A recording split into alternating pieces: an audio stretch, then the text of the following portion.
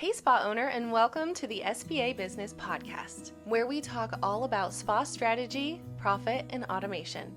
This is a podcast for spa owners who want to build a business that pays you well, runs without you, and grows with intention. I'm Amanda, a spa owner and licensed esthetician. Let's turn your spa into the business you always knew it could be.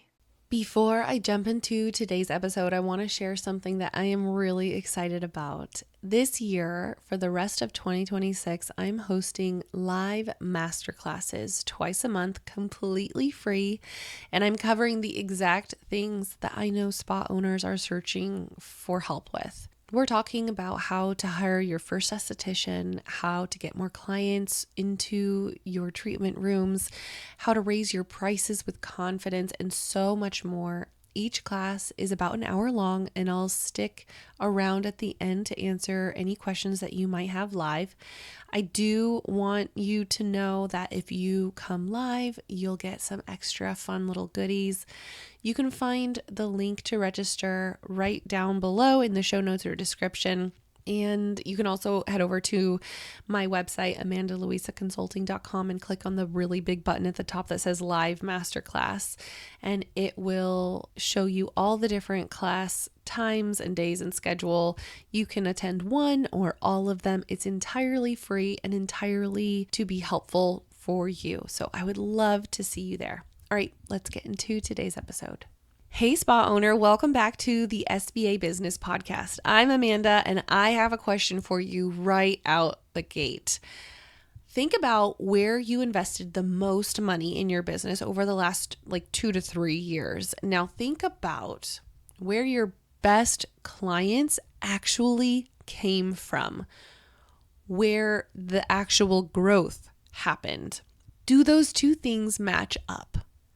For a lot of spa owners, they don't. And that's great because this shows you a wonderful opportunity to close that gap, to seal in the holes that might be leaking and bleeding your business dry between, where we spend and where we grow is actually what we're going to be digging into today.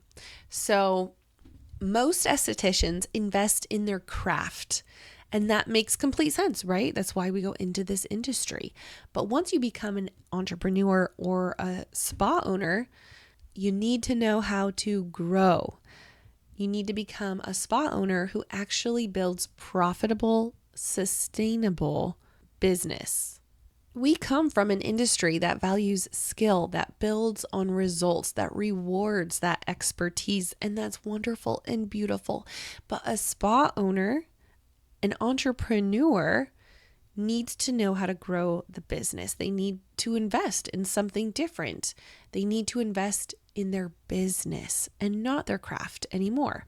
So today I want to break down the mindset shift that really changes everything in business. Walk you through what the 4 different investment categories are that I like to focus on, and how to know which one your business would actually need right now, and give you a way to know when you've outgrown each category and when it's time to move on to the next one.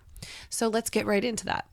All right, the first thing is a mindset shift from the technician, the esthetician, to business owner. This is a shift that I feel like underlies everything.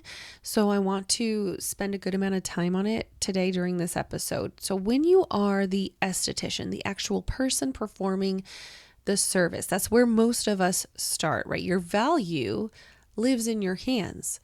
It's in your knowledge of the skin and your ability to get results in the skin. That is very real. That expertise matters, but it also creates a very specific ceiling that an esthetician mindset, the technician mindset, says something like, if I just get better at what I do, then the business will grow. This is something I hear of time and time again. So we take more classes, we add more services to our menu, we get certified in all these new areas, and we tell ourselves that if we can just do more and do it better, then the clients will come and the revenue will follow, and then all the stress will just evaporate and disappear. But that is not how it works. I wish it was, because that's kind of like the fun part of business. But unfortunately, it does not work that way, because the skill that makes you an incredible esthetician are entirely different from the skills that make you an incredible business owner. So running a profitable spa requires you to understand your numbers and to build and lead a team and market consistently, to price strategically and create systems that let your business function without you having to personally hold every single thing together, which I hope that you're not there. I hope that's not the spot that you're in, because that's a hard place to be. But none of the business entrepreneur stuff is taught to us in aesthetic school, right? Almost none of that is covered in continuing education as well. And yet it's the thing that determines whether or not your business grows or stays stuck. So the moment you make the shift from I need to be a better esthetician to I need to be a better business owner, that's when things really start to change. And I want you to write down the last 5 things that you invested in for your business and honestly categorize each one of them. Did it make you a better technician, or did it make you a better business owner? That is going to tell you a lot about where you've been living in your business. All right, the next thing is the 4 investment categories that a business actually needs. This is how we're going to get practical. There are the 4 categories that spa owners tend to invest the most of their money and time in, right? So the first is education, then it's marketing, then it's equipment, and then it is systems and strategies, right? All 4 of these categories have their place, but most spa owners overinvest in one or underinvest or don't invest anything at all in others. And usually it's based on what feels exciting or makes them feel scared, not what the business actually needs. And I'm all about making sure that you are making a well-informed decision. You're not doing it out of scarcity, out of overexcitement. We really want to make sure that this is a good decision for your business. So the first category is education. This one has 2 versions, right? There's the technical education that improves like your service skills. And then there's the business education, which improves things like your operations, your leadership, how profitable you are. Both are really important and both matter, but most spa owners they lean a little heavier on the technical education and not as much on the business education.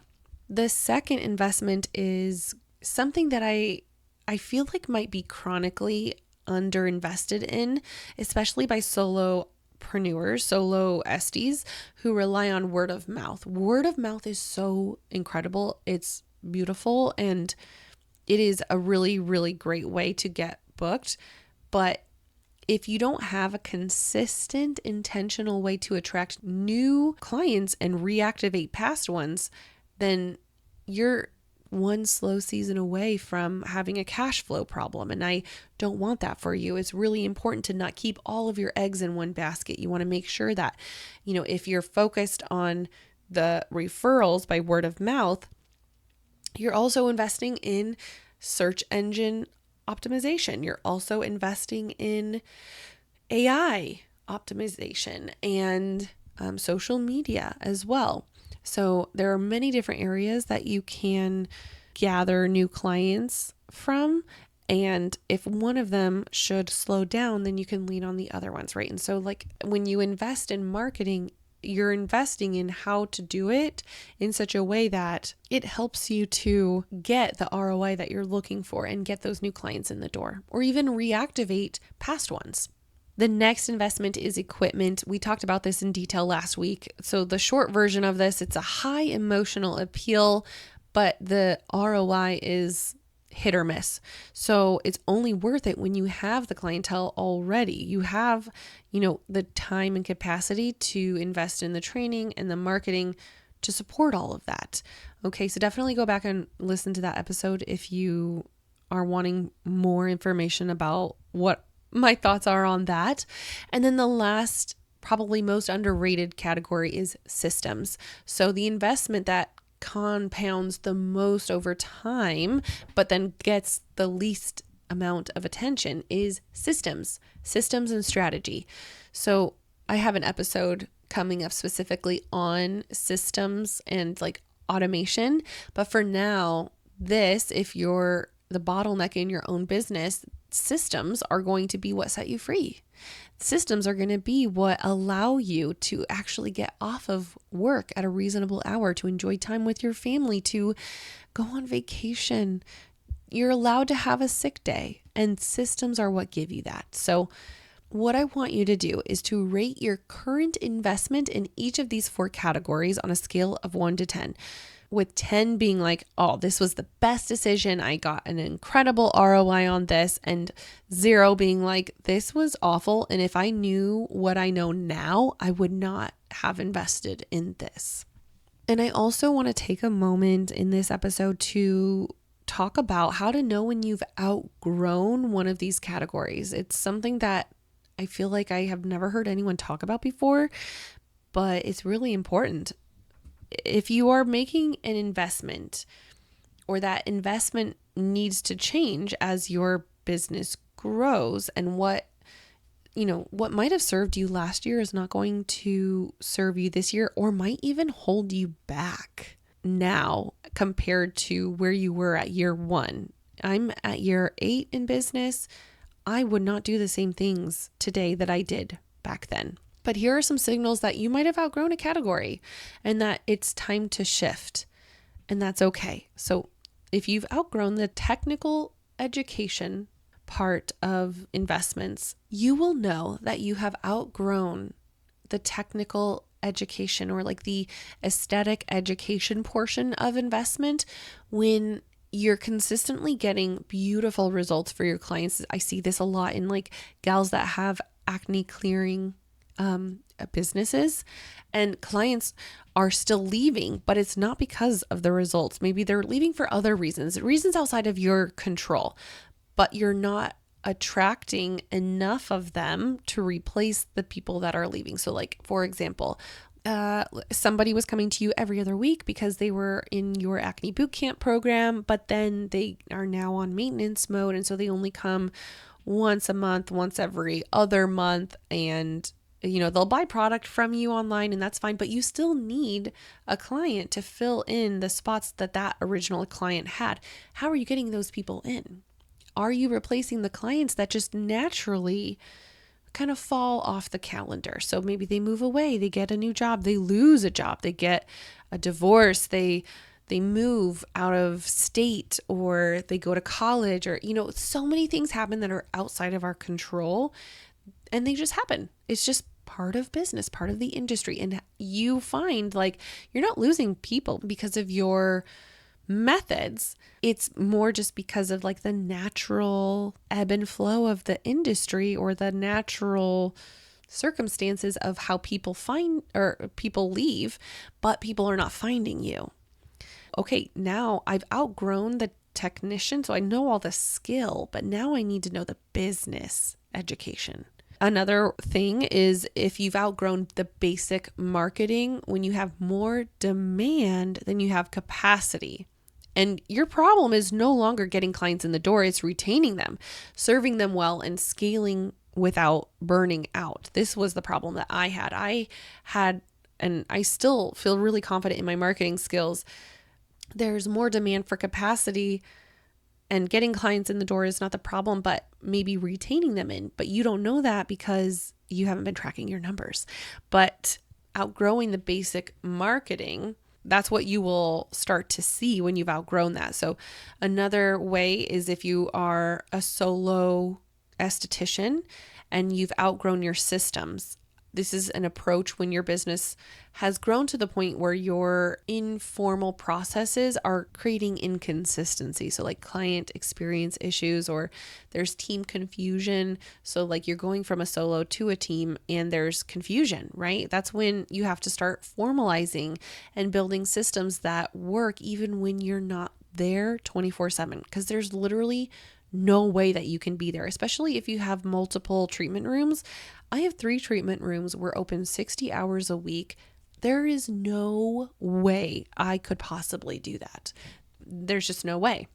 And you will know if you've outgrown the reactive kind of like equipment purchasing. You'll know that you have outgrown that, hopefully, after listening to this, like these couple past episodes. It will like enlighten you and show you kind of what's going on and what might be happening. But if you've already invested in equipment intentionally as part of the broader growth strategy. So the businesses that grow sustainable are the ones where the owner is consistently or constantly asking, what does my business need from me right now? Not what do I feel like doing, what looks good on Instagram, all that kind of stuff. No, what does the business need? So look at where your business is getting stuck right now, not where you feel frustrated, but where the business itself is, creating friction. Are you having a really slow rebook rate? Do you have high staff turnover? Do you have inconsistent revenue? Each of those friction points are going to point to a specific investment category, and it's going to give you so much information that you can make a really good informed decision. So what I want you to take away from today's episode is knowing the shift from technician to business owner. It's a really important investment that you will need to make. In order to be successful, you're going to need to make this investment from esthetician to business owner. And it costs you nothing but the willingness to just kind of think differently about how you're doing business. The next thing are those 4 different investment categories. And if you feel like you're imbalanced between the 4 of them, and if you are, know where those gaps are so that you can start filling those in. And then all you have to do is scale your business, and that's it. And then the last thing is, your investment needs to change as your business changes. So as your business grows, your investments need to also adapt and grow with your business. So stay curious. Stay curious about what the business needs right now, not what was working last year or 2 years ago. All right. So that is a wrap on this little couple of episodes that are all about investment and what the best investment is. I hope that it gave you a new lens to look through for how you think about where your money and your energy go. So stay tuned for more episodes. I'm going to be talking more and more about systems and automations because I feel like and also strategy, systems, automation, strategy. I feel like these things often get used interchangeably all the time, but they are not the same thing. And I want to talk about the difference and really show you how knowing the difference between those 3 words could seriously change how you run your business. So I'll see you in the next episode. Until then, keep building something beautiful and boring. If you enjoyed this episode, then you'll really enjoy my free training where I show you the exact system I use in my own spa to pay myself more. Head on over to amandaluisaconsulting.com/more to download today. I'll see you next week on the SBA Business Podcast.